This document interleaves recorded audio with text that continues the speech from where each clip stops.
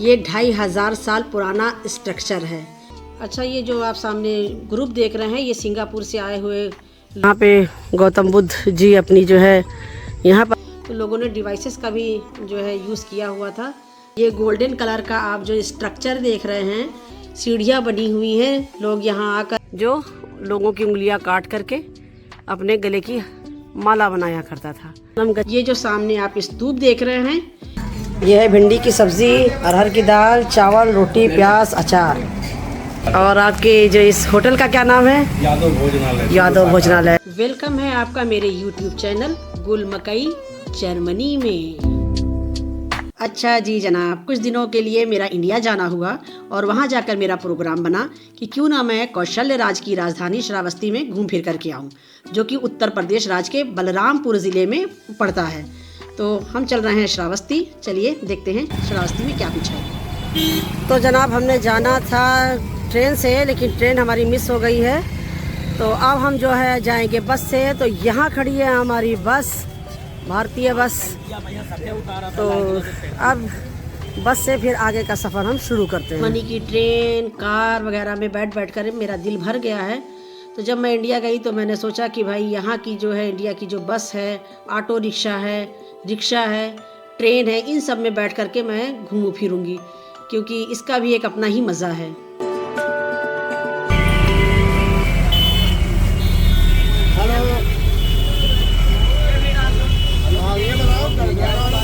तो जनाब, 2-3 बस और ऑटो रिक्शा बदलते हुए हम पहुंच गए हैं महट में।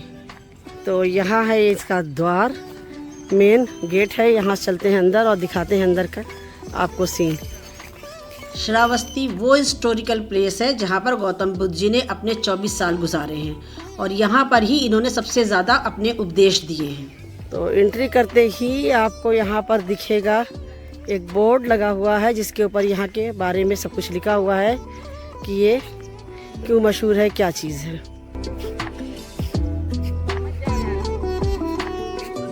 जब आप अंदर की तरफ जाएंगे तो आपको सामने बहुत पुराना सा स्ट्रक्चर देखने को मिलेगा।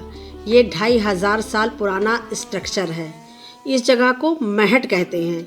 यहाँ जो आप सामने स्ट्रक्चर देख रहे हैं ये उतना ही पुराना स्ट्रक्चर है जितना पुराना इजिप्ट के पिरामिड पुराने हैं।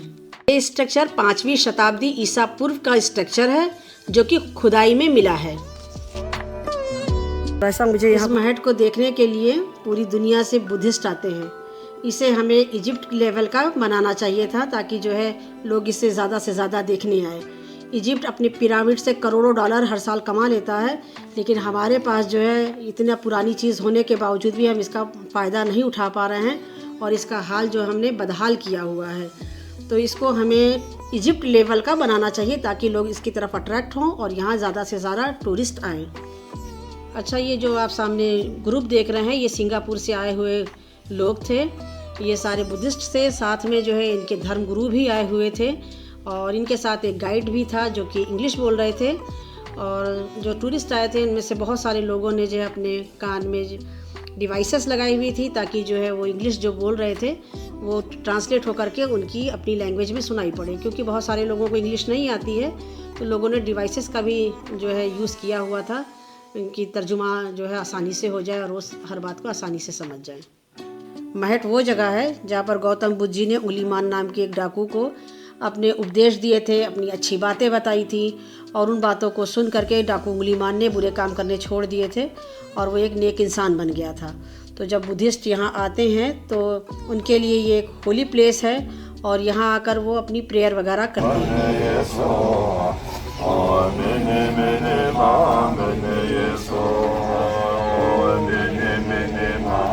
महट में ये जो पतली पतली से सीढ़ियाँ बनी हुई हैं, लोग यहाँ आकर के इसके चारों तरफ घूमते हैं और प्रार्थना प्रेयर करते रहते हैं अपनी। और इसी तरह जो है हर सीढ़ी के ऊपर ये चढ़ते हैं और चारों तरफ घूमते हैं। जिस तरह परिक्रमा की जाती है, तवाफ़ किया जाता है, उसी तरीके से ये दुआएं पढ़ते हुए अपनी प्रेयर को कंप्लीट करते हैं। बहुत मुश्किल है इसके ऊपर चढ़ करके इधर से उधर जाना। ये इनके एक मुश्किल उसमें से गुजर करके ये जाते हैं और अपनी दुआएं पढ़ते हुए यहाँ से जाते हैं। बिस्मिल्लाह। देखिए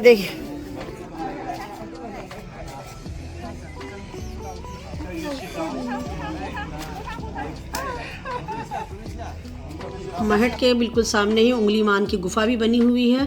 हम ये गुफा भी देखने गए। उंगलीमान को उंगलीमान इसलिए कहा जाता है क्योंकि ये डाकू लोगों की उंगलियां काट करके गले की माला बनाया करता था।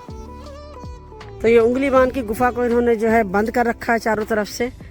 हालांकि लोग देखने आ रहे हैं, जब इस तरह से बंद करके रखेंगे तो लोग क्या गुफा की थोड़ी बहुत बाहर से ही वीडियो शूट कर पाए हैं, जो कि ये पूरी गुफा बनी हुई है अंदर, और इसी के अंदर जो है उंगलीमान रहा करता था, जो लोगों की उंगलियां काट करके अपने गले की माला बनाया करता था। तो अब ये बंद है, ऊपर से जाके हम देख नहीं सकते, तो बाहर से जो हम आपको दिखा रहे हैं यहाँ पर। Human being and collecting the finger. लेकिन बड़े अफसोस की बात है कि यहाँ का हाल जो है बड़ा खस्ता हाल है, और लोग यहाँ पे आ रहे हैं, घूमने वाले लोग आते हैं। देखिए आपके सामने जो लोग आए हैं, इससे पहले भी लोग मुझे दिखे, तो लोग यहाँ घूमने फिरने आ रहे हैं, लेकिन इसका हाल बहुत ख़राब कर रखा है इन्होंने। कम से कम ये पूरी ज़मीन पड़ी थी, इस पर गार्डन बनाते, अच्छे फूल लगाते तो ज़रा देखने में अच्छा भी लगता है, लोग घूमने आते। ये सामने जो महट बना हुआ है स्तूप, तो कम से कम इसको भी देखते और खूबसूरती भी देखते हैं यहाँ की, लेकिन गंदगी भरी पड़ी है।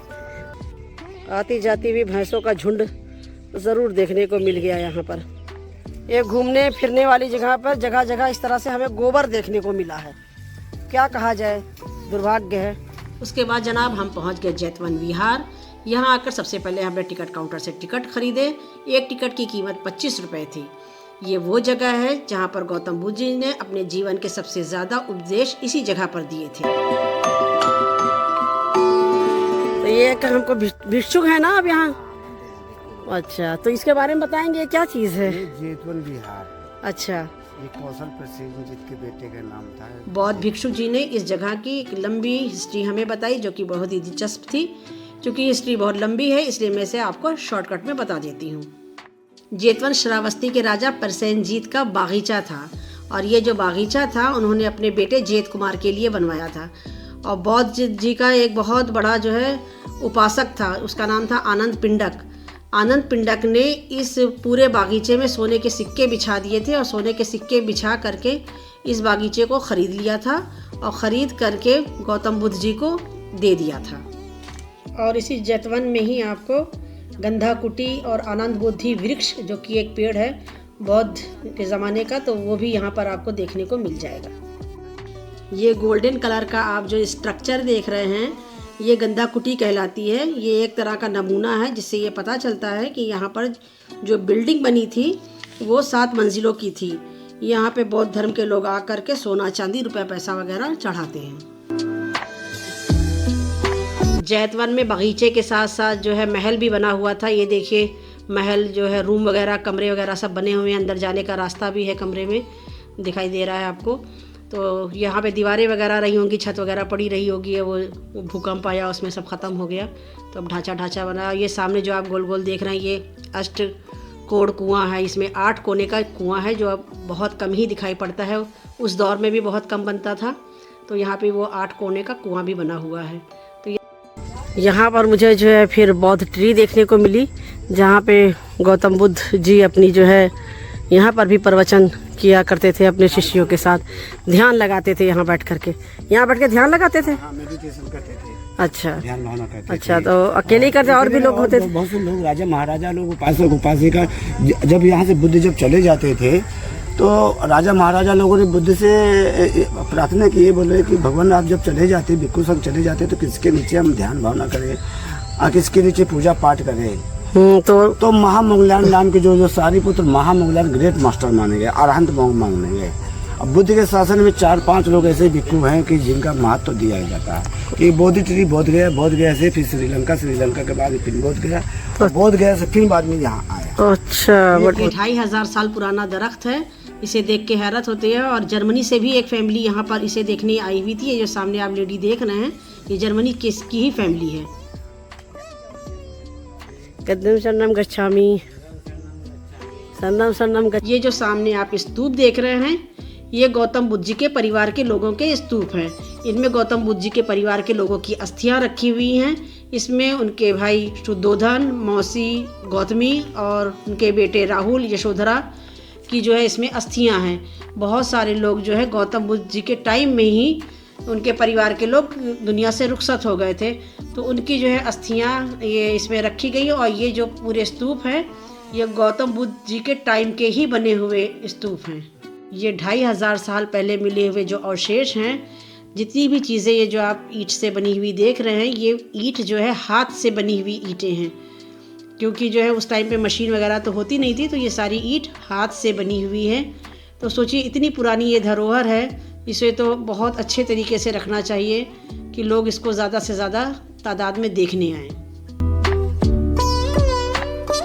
और यहाँ पर भिक्षुक समाज जो है जप तप करते हुए दिखाई दे रहा है आपको। तो ये जप तप कर रहे हैं उन्हीं जगहों पे जहाँ पे गौतम बुद्ध जी बैठ करके अपना ध्यान लगाते थे। उसके बाद जनाब हम महामंकोल मंदिर देखने निकल पड़े। ये है महामंकोल मंदिर, बौद्धिस्ट मंदिर है, और यहाँ भी हमको घूमने का मौका नहीं मिला क्योंकि सब बंद कर रखा है इन्होंने, तो यहाँ आना भी मेरा बेकार ही हो गया है। ये किस किस दिन खुलता है? ये संडे और सैटरडे खुलता है, तो जबकि इसको जो है खुलना चाहिए हमेशा। लोग देखने वाले आते जाते रहे, लेकिन इसको बंद करके रखा है। और इसी गाड़ी से भैया हम घूम रहे हैं, देख लीजिए यहाँ करके। और फिर हमें और साथ में बच्चों को जो है लगी भूख, तो छोटे से गांव में एक छोटा सा समझिए हमें मिल गया यहाँ पे ढाबा, और इस ढाबे के अंदर आए हम सब लोग खाना खाने के लिए। तो यहाँ पर सबको बैठा है भाई पकवान, बेहतरीन गरम गरम रोटी। भैया आपको कैमरे में ले लें? बिल्कुल, आवाज़ तो ले लीजिए। तो ये भैया है हमारे गरम गरम रोटी सेक रहे हैं, ये देखिए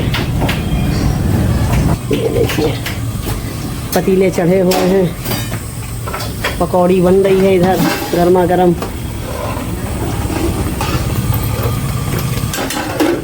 दाल गरम है।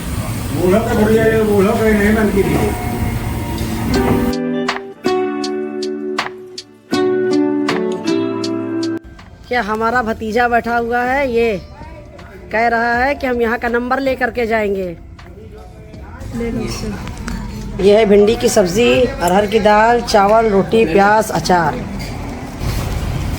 हाँ भाई सलमा बताइए ज़रा कैसा है खाना? बहुत अच्छा खाना बढ़िया है, अच्छा टेस्टी।